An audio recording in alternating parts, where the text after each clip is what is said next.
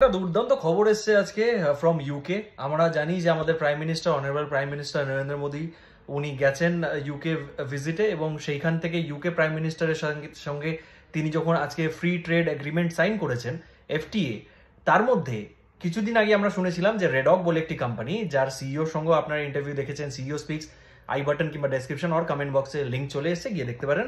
তো তার সিইওর সঙ্গে আমি কথা বলেছিলাম, and he is a Bengali entrepreneur, and which is a very pride, and we should be proud of that Bengali entrepreneurs তারা ইউকে তে গিয়ে এত ভালো একটা কোম্পানি ফর্ম করেছে, তারা সাকসেসফুল করেছে। অ্যান্ড টুডে আজকে এফটিএ এগ্রিমেন্ট যখন সাইন করা হয়েছে, সেই এফটিএ এগ্রিমেন্টে সেই কোম্পানি ওর বলতে পারি রেডকের নাম মেনশন করা হয়েছে by UK officials. So that's a great thing. And সেখানে এটাও মেনশন করা হয়েছে যে আউট অফ ইউকে তারা কলকাতাতে ইনভেস্টমেন্ট করেছে, and which is something million pounds.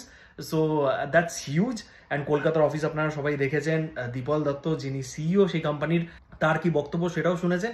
So it's a great news যে কিছুদিন আগে ইউএস ভিজিটে প্রাইম মিনিস্টার আমাদের গ্লোবাল ফাউন্ড্রিজের বিষয়ে বলেছিলেন যে গ্লোবাল ফাউন্ড্রিজ ওয়েস্ট বেঙ্গলে কলকাতায় ইনভেস্ট করছে, যেটা সেমিকন্ডাক্টর।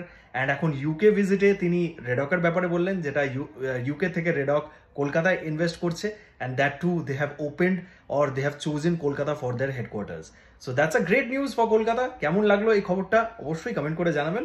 অ্যান্ড যান গিয়ে দেখুন, তার সিইওর সাথে আমি একটা ভিডিও করেছি, সিইও স্পিক্স, গিয়ে দেখুন, ভালোবাসা দিন। বাই দ্য ওয়ে, আজকে জয়দীপ পল যিনি senior director of Knight Frank, তার সঙ্গে যে পডকাস্টটা সেটা ফাইনালি রিলিজ হয়েছে, চটপট গিয়ে সেটাও দেখে ফেলুন।